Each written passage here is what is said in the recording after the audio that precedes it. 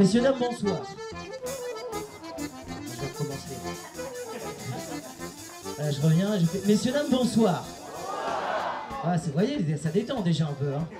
Donc voilà, petite réunion d'infos qu'on fait tous les dimanches.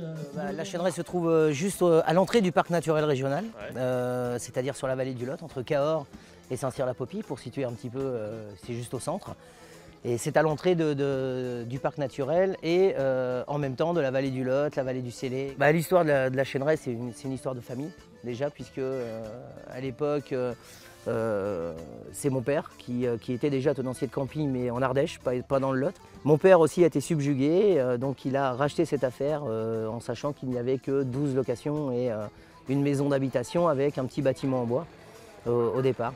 Et au fur et à mesure des années, on a travaillé un petit peu ensemble. Moi, j'ai fait quelques études. Ensuite, après le décès de mon père, j'ai travaillé avec ma mère. Et ensuite, on a racheté l'affaire avec ma femme.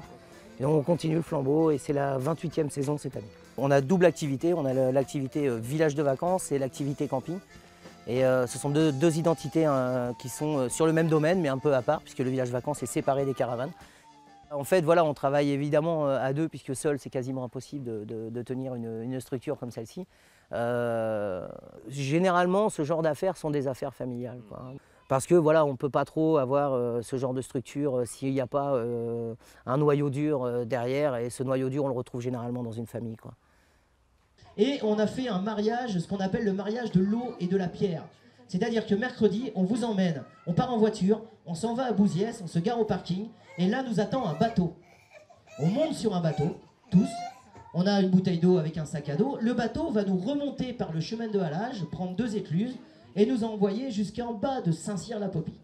Nous serons en bas de Saint-Cyr. D'en bas de Saint-Cyr, nous débarquons du bateau. Nous prenons toujours notre sac à dos, on met de bonnes chaussures, voire des chaussures de marche, et nous partons faire une rando. Cette rando, en fait, on va monter au-dessus. On va regarder si on peut t'en trouver un bâton. Les gens viennent ici en vacances, c'est pas seulement pour louer et pour se baigner dans une piscine. Ça, c'est les services, c'est les à côté. Mais ils viennent ici, c'est pour découvrir une région. Quand ils repartent et qu'ils me disent « j'ai pas eu le temps, je reviens l'année prochaine parce qu'en 15 jours, j'ai pas tout vu », ça me fait plaisir. Alors, pêche, en patois, c'est pec, c'est les grottes de Pec-Merle. Et ensuite, pêche veut dire la hauteur.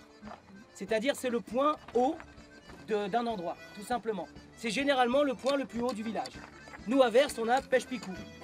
Pour ça que les gens viennent ici, c'est pour aussi ce côté découverte d'un département. Et tant qu'on trouvera des gens comme tous ceux d'Esprit Lot ou tous ceux qui travaillent dans le tourisme avec le même esprit, en fait, c'est-à-dire vouloir faire partager la connaissance du département, on aura des touristes, quoi, et on en aura de plus en plus.